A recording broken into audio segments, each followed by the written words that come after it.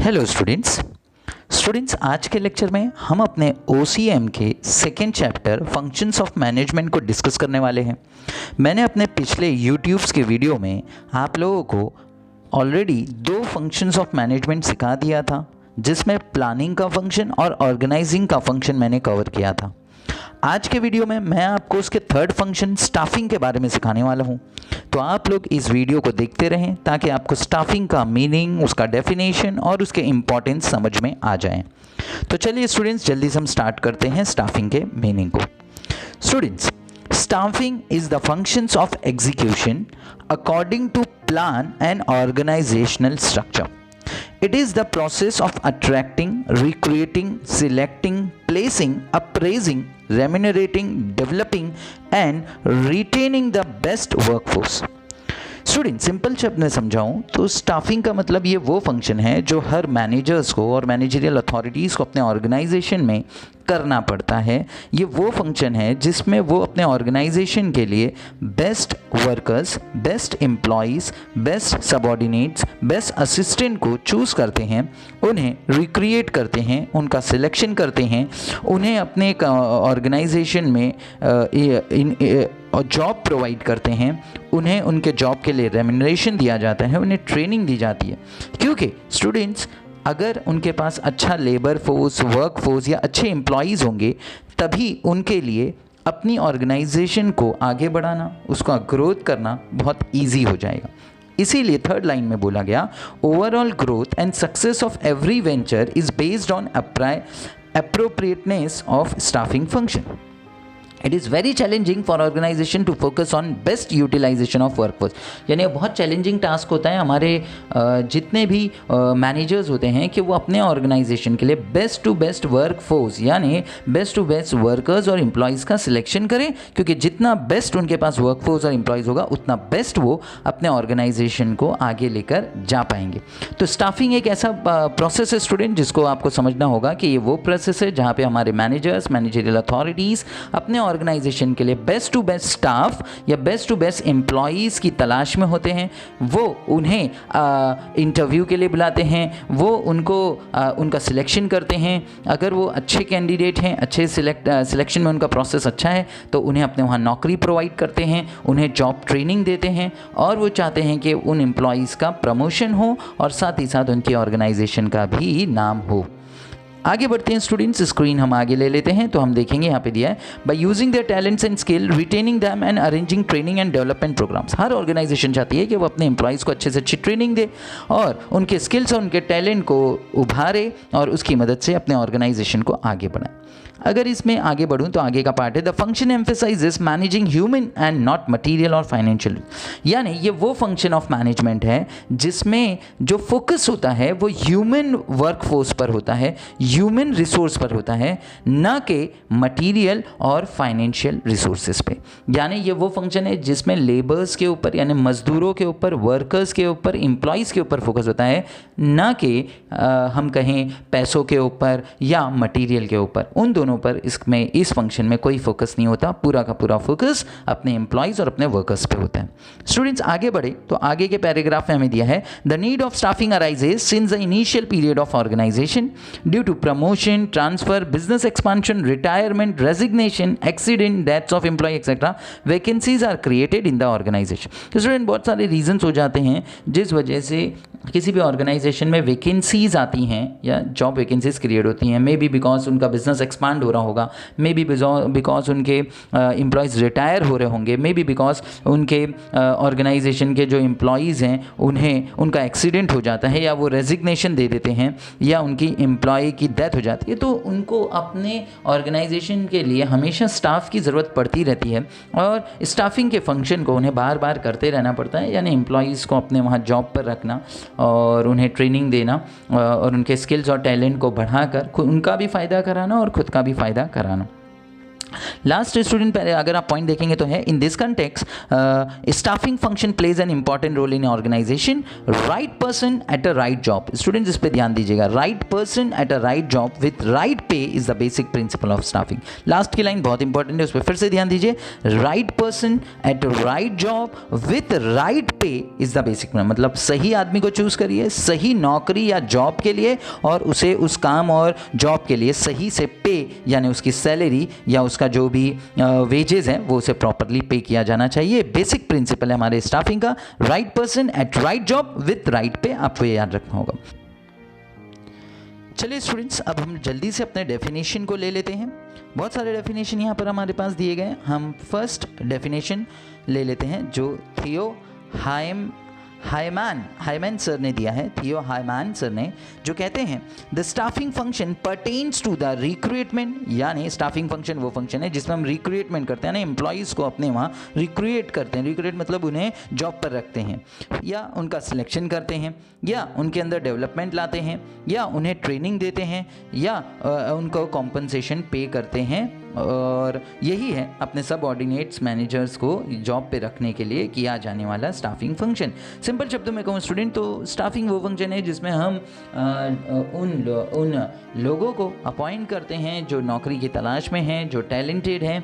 तो ऑर्गेनाइजेशन के जो मैनेजर्स हैं ऐसे अच्छे अच्छे एम्प्लॉयज़ अपने इंडिविजुअल्स के तलाश में रहते हैं, लोगों की तलाश में रहते हैं जो उनके ऑर्गेनाइजेशन के लिए एसेट बन सकें। तो वो उन्हें अब रिक्रूट करते हैं, उनका सिलेक्शन करते हैं, उनको अपॉइंटमेंट देते हैं, उनका प्रमोशन करते हैं, उनको ट्रेनिंग और डेवलपमेंट करके उनको आगे बढ़ाने की कोशिश करते हैं। तो स्टूडेंट बहुत सारे डेफिनेशन है, मैंने पहला डेफिनेशन बताया है, आप चाहें आपको और जो इजी लगे आप वो डेफिनेशन कर सकते हैं। आगे बढ़ते हैं स्टूडेंट्स और लेते हैं नेक्स्ट पार्ट को जो है इंपॉर्टेंस ऑफ स्टाफिंग का, यानी स्टाफिंग फंक्शन के इंपॉर्टेंस क्या है। पहला पॉइंट लेंगे स्टूडेंट जल्दी से, और पहला पॉइंट है इफेक्टिव मैनेजेरियल फंक्शन।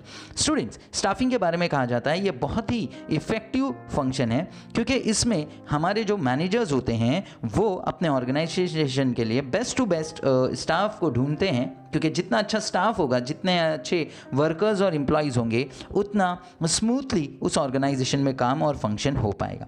इसीलिए यहाँ पर आपको जिस पॉइंट के मिडिल लाइन में मैं एक्सप्लेन करूँगा, जो पार्ट इंपॉर्टेंट है वो लेंगे हम, वो है competent workforce can work effectively, यानी जो अच्छा वर्कफोर्स होगा, अच्छे वर्कर्स होंगे वो बहुत ही इफेक्टिवली काम करेंगे और अलग अलग जगह पर, जैसे प्रोडक्शन एरिया में अच्छे से काम करेंगे, सेल्स के एरिया में अच्छे से काम करेंगे, फाइनेंस के एरिया में अच्छे से काम, मतलब अलग अलग एरियाज और डिपार्टमेंट में अच्छे एम्प्लॉयज़ बेटर वे में काम करेंगे। The outcome of other function is based on the effectiveness of staffing, यानी जितना अच्छा स्टाफ होगा उतना अच्छा बाकी के सारे हमारे काम हो पाएंगे। जितने अच्छे से वर्कर्स काम करेंगे उसका रिजल्ट ये होगा कि बाकी चीज़ें भी बहुत स्मूथली और एफिशिएंटली कंप्लीट की जा सकती हैं। तो पहला पॉइंट इफेक्टिव मैनेजरियल फंक्शन का है हमारे इंपॉर्टेंस में। दूसरा पॉइंट है leads to effective utilization of human resources. Students यहाँ पे ध्यान से समझेंगे आप लोग, ये फंक्शंस ऑफ मैनेजमेंट यानी स्टाफिंग का जो है, इसमें हमें यहाँ पर ये बताया जा रहा है कि ये एक ऐसा फंक्शन है जिसमें हम अपने ह्यूमन रिसोर्सेज को, ह्यूमन मतलब जो लिविंग है ह्यूमन है, जो एम्प्लॉयज़ वर्कर्स, उनको बेस्ट टू बेस्ट मैनर में यूज़ करने की कोशिश करते हैं। इसीलिए फर्स्ट लाइन में बोला staffing function leads to an effective utilization of human resources that is workforce, यानी जो वर्कर्स हैं उनके proper care is taken at every stage such as recruitment, selection, placement, remuneration, training, development etcetera. Excessive burden of work is avoided, यानी अपने workers को ज़्यादा excessive burden नहीं देना चाहिए और कंपनी भी कोशिश करती है कि वर्कर्स के ऊपर ज़्यादा प्रेशर और बर्डन ना बनाया जाए। Optimum utilization of human resources results in improvement in performances and progress of organization. जितना अच्छे से ह्यूमन को प्रोग्रेस किया जाएगा, ह्यूमन के ऊपर केयर किया जाएगा, वर्कर्स के ऊपर फोकस किया जाएगा, उतना बेटर रिजल्ट उस ऑर्गेनाइजेशन को मिल जाएगा।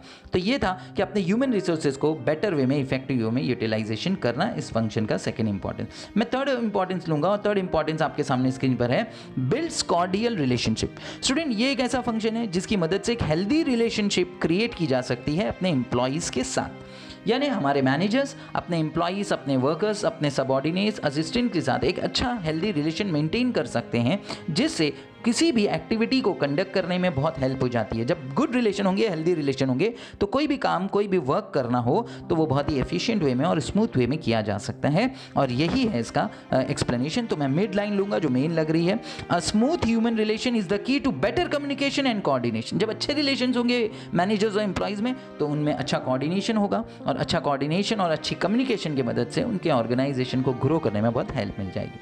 आगे बढ़ते हैं स्टूडेंट फोर्थ पॉइंट की तरफ, और फोर्थ पॉइंट है हमारा helps human resource development. Student ध्यान दीजिएगा, फोर्थ पॉइंट है हमारा हेल्प ह्यूमन रिसोर्स डेवलपमेंट। मतलब ये एक ऐसा फंक्शन है जिसके थ्रू हम अपने एम्प्लॉइज, अपने वर्कर्स, अपने ह्यूमंस को डेवलप कर पाते हैं, उनके टैलेंट को, उनके स्किल्स को डेवलप कर पाते हैं। इसीलिए फर्स्ट पॉइंट में दिया skilled and experience employees and asset of business organization. एक अच्छा एम्प्लॉय जो एक्सपीरियंस है, स्किल्ड है, वो उस ऑर्गेनाइजेशन के लिए एसेट बन जाता है। और second, staffing helps to inculcate the organization culture into employees. Employees भी उस ऑर्गेनाइजेशन में रहते हुए, जहां उसे सिलेक्ट किया गया है, जहां का वो वर्कर है, उस ऑर्गेनाइजेशन के कल्चर को, वहां के सिस्टम को अच्छे से समझ लेते हैं। और ऑर्गेनाइजेशन के लोग यानी जो मैनेजर्स वगैरह, वो उन्हें ट्रेनिंग देते हैं। It trains and develops the existing workers. वो अपने वर्कर्स की बहुत अच्छे से ट्रेनिंग करते हैं और उनको डेवलप करने की बहुत ही कोशिश करते हैं, और इसका रिजल्ट ये आता है कि ऑर्गेनाइजेशन में स्मूथ फंक्शनिंग देखने को मिल जाती है। आगे बढ़ूंगा स्टूडेंट फिफ्थ पॉइंट की तरफ, और फिफ्थ पॉइंट है हमारा helps in effective use of technology and other resources. ये स्टूडेंट, अगर आप अपने एम्प्लॉइज को अच्छे से ट्रेनिंग दोगे, अगर आप अपने एम्प्लॉइज़ को बेटर ट्रेनिंग देते रहोगे, तो ट्रेंड एम्प्लॉइज़, अच्छे एम्प्लॉइज़ जो होंगे, वो लेटेस्ट टेक्नोलॉजी का भी इस्तेमाल कर पाएंगे, बेटर से बेटर टेक्निक्स लेकर आ पाएंगे, अच्छे से मटेरियल्स को यूज़ करेंगे, बेटर और न्यू और इनोवेटिव मेथड के साथ काम करेंगे। और अगर ये सारी चीज़ें कर दी जाएँ, तो हम कह सकते हैं कि ऑर्गेनाइजेशन को ग्रो करने से कोई भी नहीं रोक सकता। और इसीलिए यहाँ पर फर्स्ट लाइन में दिया है, trend employees can use the latest technology, capital, material and methods of work effectively. मतलब अगर आप उन्हें ट्रेनिंग देते रहो, तो आप अपने एम्प्लॉइज़ की जो नॉलेज है उसको इम्प्रूव करोगे, और उनकी नॉलेज जब इम्प्रूव हो जाएगी, तो वो बेस्ट टू बेस्ट परफॉर्मेंस देकर अपने ऑर्गेनाइजेशन को भी ग्रो करने में हेल्प करेंगे। तो ये था हमारा फिफ्थ पॉइंट, जो है helps in effective use of technology and other resources. आगे बढ़ूंगा और लूंगा six point, improves efficiency. Simple है स्टूडेंट्स, एज अगर हम अपने एम्प्लॉइज़ को ट्रेनिंग देंगे, हम उनको समय समय पर ट्रेनिंग देते रहेंगे, उनके टेक्निक्स, उनके स्किल्स को इम्प्रूव करते रहेंगे, तो यह स्टूडेंट्स श्योरली वो अपने आप को इम्प्रूव करेंगे। उनकी एफिशिएंसी जो होगी, काम करने का तरीका जो होगा, वो बदलता जाएगा जैसे जैसे उनके अंदर जैसे जैसे उनको ट्रेनिंग मिलती रहेगी, जैसे जैसे वो अपने आप को बदलने की कोशिश करेंगे, यस, वो अपने आप को इम्प्रूव कर लेंगे।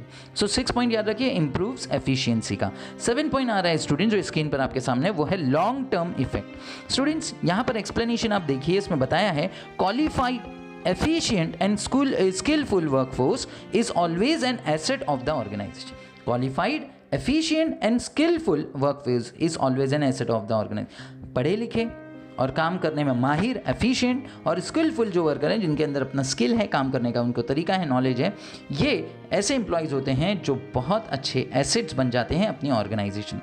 तो ये देखने में आया कि अगर आपके पास अच्छे एम्प्लॉयज़ होंगे, किसी भी ऑर्गेनाइजेशन में अच्छे एम्प्लॉयज़, अच्छे वर्कर्स होंगे, तो उस ऑर्गेनाइजेशन को ग्रो करने में बहुत हेल्प होगी और ये लॉन्ग लास्टिंग होगा।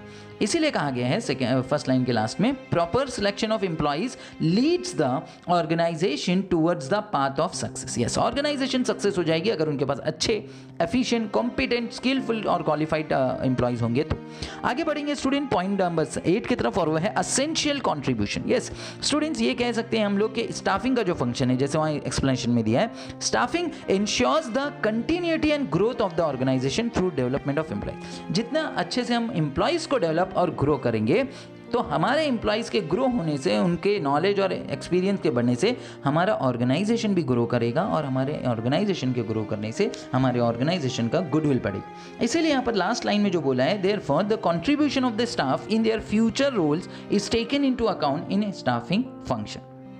याद रखना होगा स्टूडेंट्स आपको कि स्टाफिंग फंक्शन वो फंक्शन है जिसकी वजह से बहुत इंपॉर्टेंट कंट्रीब्यूशन मिल जाता है हमारे ऑर्गेनाइजेशन।